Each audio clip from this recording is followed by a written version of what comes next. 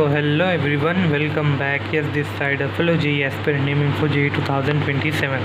So आज हम लोग और एक तो NLM का प्रॉब्लम चैलेंजर का प्रॉब्लम डिस्कस करने वाले हैं। वो है क्वेश्चन नंबर 4, आप पढ़ सकते हैं। तो अभी डायरेक्ट सोल्यूशन में चलते हैं। इधर बोला है हम लोगों को एक रॉड है, आपको एक मेथड आना चाहिए। हम लोग रॉड उसका स्टिफनेस कांस्टेंट के है, इसको हम लोग एक स्प्रिंग के साथ रिप्लेस कर सकते हैं जिसका स्टिफनेस कांस्टेंट के रहेगा और नेचुरल लेंथ इसका एल ही रहेगा जितना इसका लेंथ था। सो इधर दोनों वक्त लोएस्ट पॉइंट में थे, दोनों का मास m ले लेते हैं। तो इधर कितना लगेगा 2 mg। अब सिंस इधर फोर्स लगा है तो इधर एक्सटेंशन भी आएगा। मान लेते हैं इसका ओरिजिनल लेंथ था हम लोगों का L0, अब एक्सटेंडेड लेंथ को हम लोग मान लेते हैं कुछ x हो गया, ये हुआ। अभी एक काम करते हैं, अभी बोला है कि हम लोगों को बग ऊपर चढ़ रहा है। सो मान लेते हैं कुछ टाइम बाद बग इधर आ गया, नीचे वाला बग तो अभी भी उधर है, इधर mg। तो अभी इसका जस्ट ऊपर वाले पॉइंट पे टेंशन डेवलप होगा। ये टेंशन क्या है, इसको T1 मान लेते हैं। T1 = mg हो जाएगा डायरेक्ट, कोई फोर्स नहीं है। लेकिन इधर जो बग रहेगा उसका नीचे वेट भी लगेगा, नीचे टेंशन भी लगेगा और ऊपर इसको रेजिस्ट करने वाला टेंशन भी लगेगा। कितना हो जाएगा इसका, इधर का टेंशन T2 मान लेते हैं।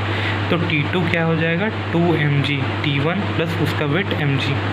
और सिंस ये कुछ ऊपर आया है, मान लेते हैं इसका सीलिंग से डिस्टेंस L था और ये इतना L0 - L ऊपर आ गया है।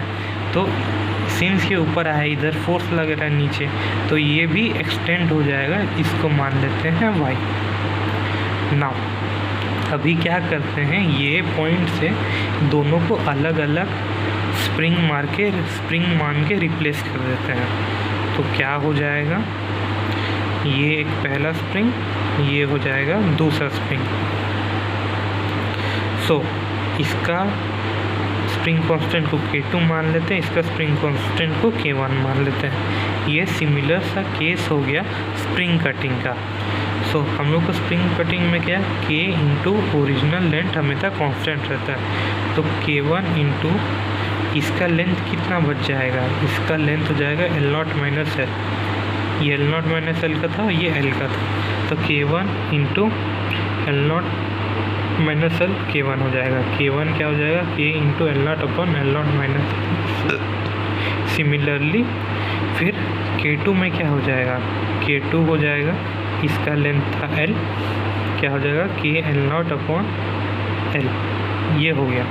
नाउ सिंस बग इधर भी है इधर भी है, तो नीचे उन लोगों का mg लगेगा ही, फोर्स लगेगा, तो फिर स्प्रिंग एक्सटेंड होगा और उसका पर फोर्स भी लगाएगा।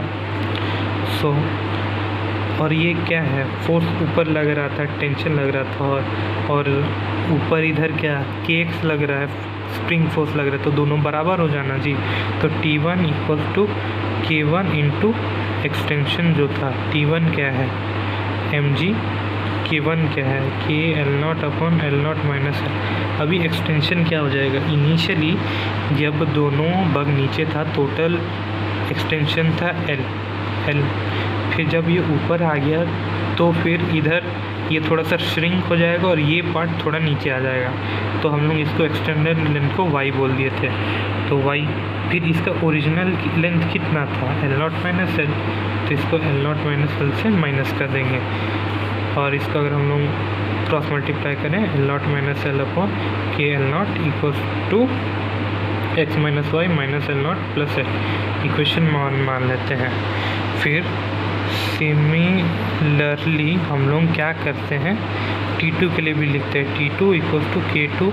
इसका एक्सटेंशन क्या हो जाएगा, इसका लेंथ L था लेकिन एक्सटेंडेड लेंथ y था, तो एक्सटेंशन y - L हो जाएगा, सिंपल। तो y - L, तो इसको इधर से कर देते हैं रिप्लेस। 2 mg = K2 क्या था K L0/L = y - L। तो क्या हो जाएगा 2 mg L/K L0 = y - L, equation 2। अभी हम लोगों को बोला है बग u स्पीड से जा रहा है। u क्या होता है, डिस्प्लेसमेंट अपॉन टाइम। इधर डिस्प्लेसमेंट क्या है, दूसरा वाला बग का y है। जैसे जैसे बग ऊपर जाता रहेगा y चेंज होता रहेगा। क्यों?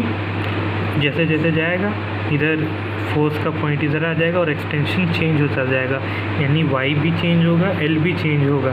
लेकिन l से हम लोग को कोई मतलब नहीं है, l कुछ और देगा। हम लोग को जो u दिया है, u है dy/dt दिया हुआ है। सो अभी इक्वेशन 2 को with respect to time differentiate करेंगे। सो क्या आ जाएगा, मैं स्टेप थोड़ा स्किप कर रहा हूँ, नहीं तो बहुत लंबा हो जाएगा वीडियो। क्या है, mg/l/k L0 = dy/dt of y-l। इसको ये 2mg/k L0 × dl/dt = dy/dt minus dl/dt, यही तो u है। तो अभी इसको इधर ला देते हैं, ये u है, ये ऐसे कुछ भी है, 2mg/k L0 minus dl/dt plus dl/dt = u। तो u हम लोग का क्या हो जाएगा, अगर आप u देखें, dl/dt हम कॉमन ले लेंगे, 2mg/k L0 प्लस 1, और dl/dt का वैल्यू क्या जाएगा, इसको एलसीएम लेके क्रॉस मल्टीप्लाई कर देते हैं, u × k L0 upon 2mg + k L0, ये dl/dt हो गया। नाउ इसको इक्वेशन 3 मान लेते हैं। नाउ अब इक्वेशन 2 को डिफ्रेंशिएट करेंगे। जब हम लोग इक्वेशन 2 को डिफ्रेंशिएट करेंगे, हम लोग को एक टर्म मिलेगा dx/dt।